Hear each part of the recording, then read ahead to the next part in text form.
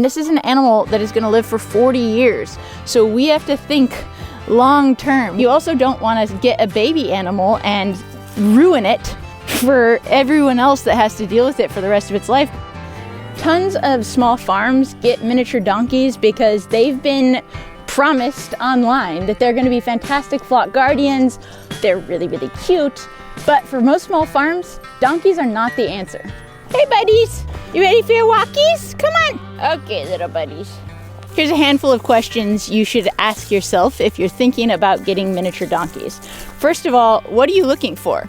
Are you looking for a flock guardian? I will say that when we lived in the middle of the city, when we had really small wildlife potentially threatening our livestock, like foxes, raccoons, bobcats, Howdy and Bella were fantastic livestock guardians in that setting.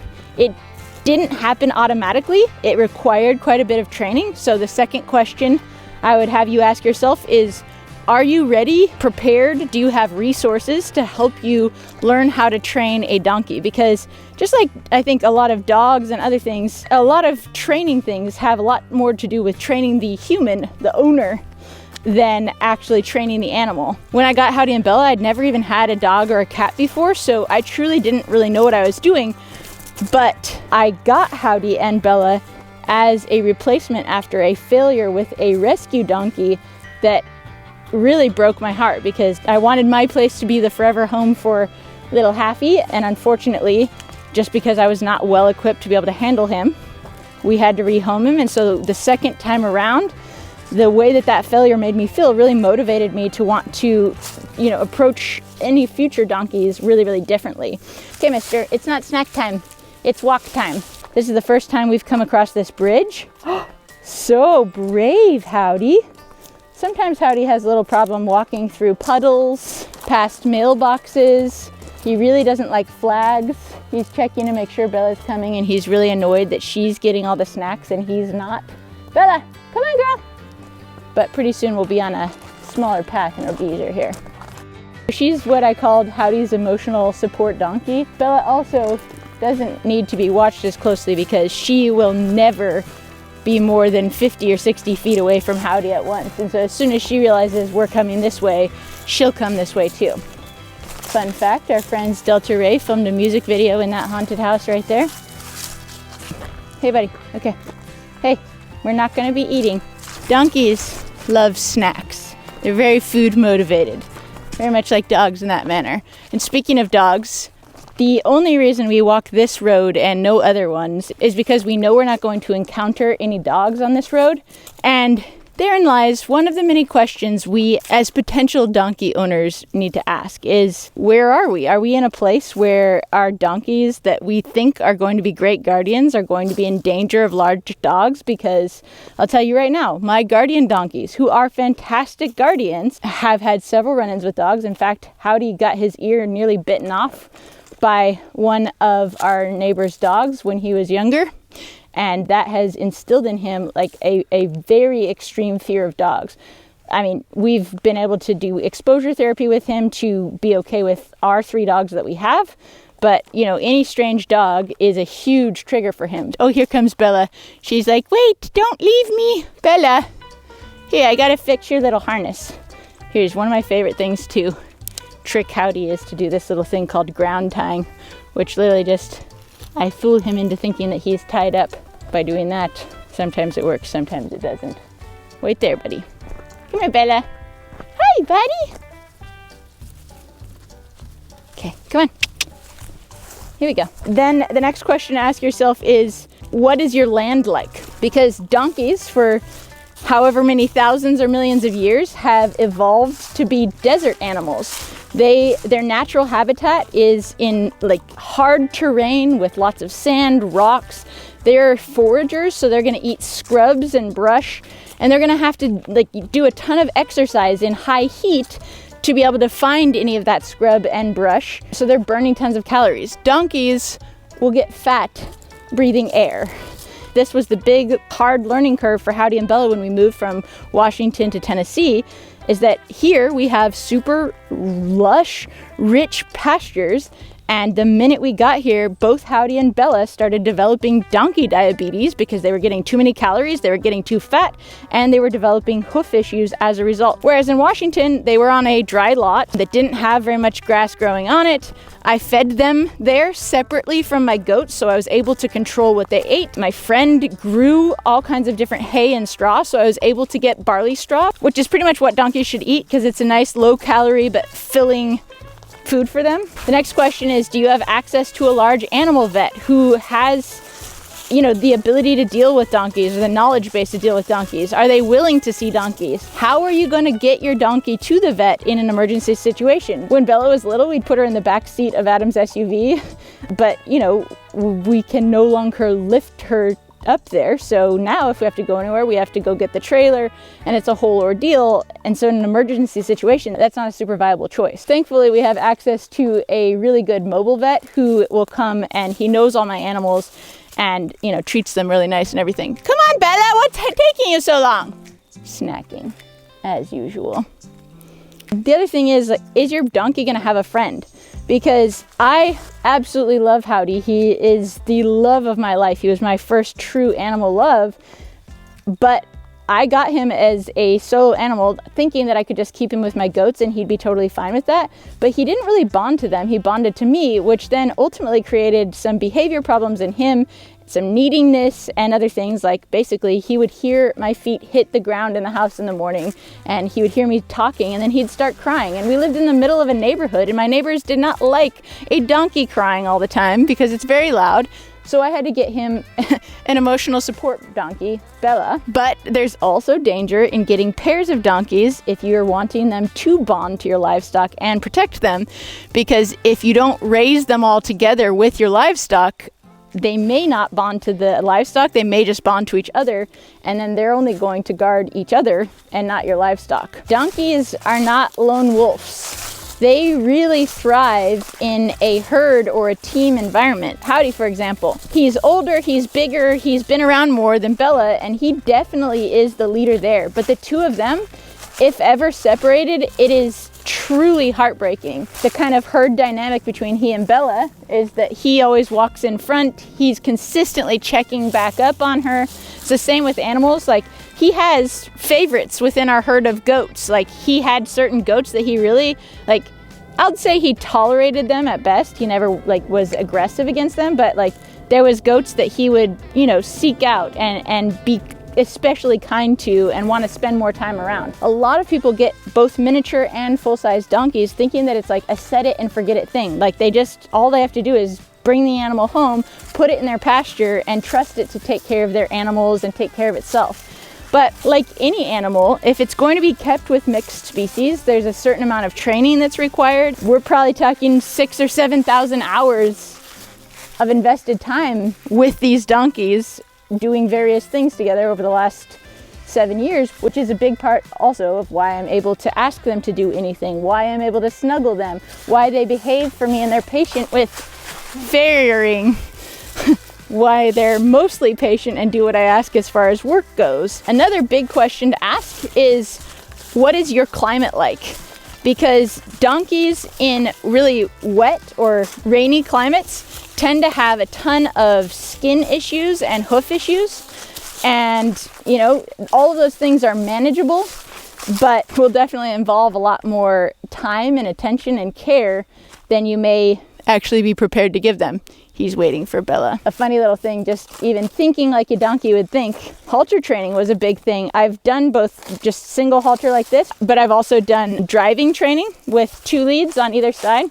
Then we can work on his word recall, G and ha, left and right, to give him verbal commands so he can pull the cart and pull small farm implements and things like that. Bella never grew up, and so she's not quite big enough or strong enough to do much physical work, but she does a really good job at keeping Howdy in line and helping Howdy to be a much braver boy than he might be. Another really great question to ask is, how patient are you ready to be? Because donkeys definitely have earned their reputation for being stubborn, but that is actually a bit of a misnomer. They're not stubborn. They're extremely smart and very cautious. And so you as their owner have to develop a relationship of trust with the animal which is basically founded entirely on your ability to be patient with them. If you lose your temper and get frustrated or exasperated or start acting out of control, they will too. And every time that happens, you'll lose a little bit of trust with your animal, which then means it's going to be harder and harder to ask the animal to do that same thing again, and harder just to ask your animal to trust you to do other things too. Let's go, buddy. He's really concerned about Bella being able to eat more snacks than he can right now. Come on, mister. Another just thing that I've learned through observation with these guys is if I, do the typical human tug from in front, it's going to get really hard for me to be able to get him to do anything. However, if I just position my body slightly behind his hips here, then he knows that he can lead, and it'll be a whole lot easier for him to, just like pretty confidently like forge ahead, walk ahead. Whereas if I'm trying to pull him like this, he's going to be a lot less likely to obey. If Howdy and I don't have a trusting relationship, and I need him to know that I'm the boss, I need to really develop a situation where I am always the leader and he needs to pay attention to me and what I'm asking of him. Because I so often have him pulling me in a cart or pulling a farm implement, I've trained him to use his ears and his listening skills to behave accordingly. So when he and I go for walks, I let him lead, but it's only because he already knows that I'm the boss. He already knows that I'm in charge. He knows that he needs to listen, and he knows he can't just take off running without, ample permission. And this also has helped him to develop his cognitive thinking skills. He needs to be a bit of a problem solver, but I also don't want him to decide when we're done driving the cart when we're only halfway home. Come on, Bella, stop snacking. Let's go. Come on, girl. On the trust thing too, I don't punish him. I think of ways to discourage behavior we don't want naturally, like natural consequences, and encourage behavior that we do want. It's actually like kind of embarrassing to go back and watch videos of me driving with Howdy in the cart, because it's like, you're a very good boy, Howdy, you're doing very good boy. But if I were to get angry and take out my anger on him, again, that's going to really damage our trust and hinder my ability to ask him to do hard things. And I feel like there's a lesson in that for us humans too. If you watch carefully, you'll see me like making frequent but fairly extreme corrections. Like I'll pull him back over where I want him to go, but I'm mostly keeping very loose tension on our reins. I want him to keep, walking forward, so I don't want to pull on his leash, because like this is going to tell him, hey, stop, we've got to stop. Again, we're very out of habit because of my injury, but the more we practice like this, the easier everything goes. Also, we tend to get a case of the serious zoomies when we get close to our gate back to the farm, because he's always very excited to go check on all his little charges when he gets back. Another big question to ask is, do you have access to a farrier or someone to come and trim their hooves? A lot of farriers will not see miniature donkeys because, a lot of people think of donkeys as the chihuahua of the farm animal world. People get them because they're small and cute and cuddly, but then they treat them like they're small and cute and cuddly, and then they end up developing really serious behavior problems. And though they be tiny, they be mighty.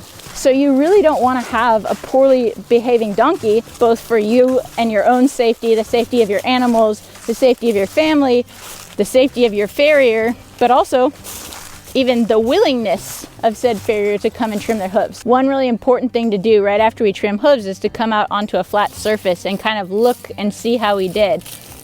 We want to see, like, are they standing level? What's happening with their legs? Like these back legs, they have like a bit of a natural inclination to kind of be bow-legged towards the center back there. Their hooves naturally wear a ton on this inside part. So part of our trimming is that we always want to take off more material from this outside part to help encourage them for their legs to just be kind of like more out like this and up and down like that. We also want to look at it from the side. Their toes grow the fastest, and so like in a poorly trimmed hoof situation, you're gonna have really long toes, which is gonna cause their frog, the thing that protects this bone back here, to get shorter and shorter and shorter until they're literally just walking on that bone, which becomes extremely painful. And with his leg kind of like mostly straight up and down, like, what's that angle looking like? He's doing pretty good. Like, his toes were a little long and we're trying to fix some frog issues. He has constant hoof issues because of his laminitis, because he's so dang fat. Too many calories, too much sugar in the grass he's eating, which is why we've moved him to a dry lot. All of this stuff, it's like, the hoof is the first place that shows up. And so if you're thinking about getting donkeys, you basically have to become a hoof expert, because our hooves are going to be the thing, like our early warning signs for other far larger, more long-term health problems. And again, this is an animal that is going to live for 40 years. So we have to think long-term. We have to make small adjustments over time to really have a solid, healthy animal that we have a really good relationship with. Because, I mean, we need to be a good steward of this donkey. While I'm a huge proponent of rescuing animals, I had a really negative experience with my first donkey that I rescued that ended up in me having to rehome him. That was heartbreaking all around. A, because I wasn't well enough equipped or didn't know enough about him to be able to deal with the behavior problems he was having, but also because I cared about him and I wanted the best for him. You also don't want to get a baby animal and ruin it for everyone else that has to deal with it for the rest of its life by not knowing what you're doing as far as training and other stuff goes. So this sounds a little morbid, but the absolute best case scenario, in my personal opinion, is to find a donkey who was beloved, who was well trained, who was a pasture pal for someone who passed away of old age. I know that sounds ridiculous, but the thing is, these things do live for 40 years. They're very commonly adopted as pasture pals for horses and other equine because they get fat on air, so they're cheap to feed and they're pretty easy keepers. They don't wear shoes like horses do, so the farriering tends to be a lot easier as long as they're getting the right diet and they get enough exercise and their hooves wear naturally and they have good genetics, and you know, those are things we're going to think about. But is a donkey right for you? Maybe. But please, do not get a donkey that's going to live for 40 years and then make it somebody else's problem because you didn't do it the right way. My grandpa always said that if you ever get a dog, you're buying a ticket to the worst day of your life. And he was absolutely right.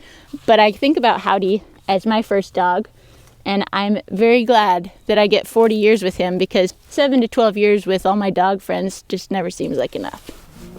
All right, buddy, should we go home? Come on, you fat little lard, let's go. Please take all of my donkey advice with a grain of salt. I am far from an expert. I've learned a lot over the last 7 years of donkey ownership, many of those lessons the hard way, but I have collected a lot of my learnings. So things from hoof maintenance to, you know, diet, and even just the checklist. Should I or should I not get donkeys for my farm? And I've put all that stuff on my Squarespace website. And Squarespace is, for me, a fantastic place for me to collect all of my mini ideas and to put them in a very easy to use, beautifully designed template that then shares all of these musings with the world. I can easily drag and drop everything that I want to share with you and then share it. And it's just as easy as that. Squarespace has just introduced a new feature I am super excited about. They are now offering native course hosting on your Squarespace website, which for me, someone who teaches and does educational content all the time, is perfect and takes so many steps out of my daily work life stuff. And if you're looking to start a website of your own, go to squarespace.com. And when you're ready to launch, go to squarespace.com/AnnaVolTrades and you'll get a 10% discount. I hope you learned a little thing or two about donkeys in this video. And if you're interested in learning about alpacas, check out this video. You can click it somewhere, wherever it ends up. I'll see you over there. Cheers. Come on, Hattie. Let's go. You want to have some zoomies home? Come on, buddy. Come on, Bella. Really lagging behind, girl.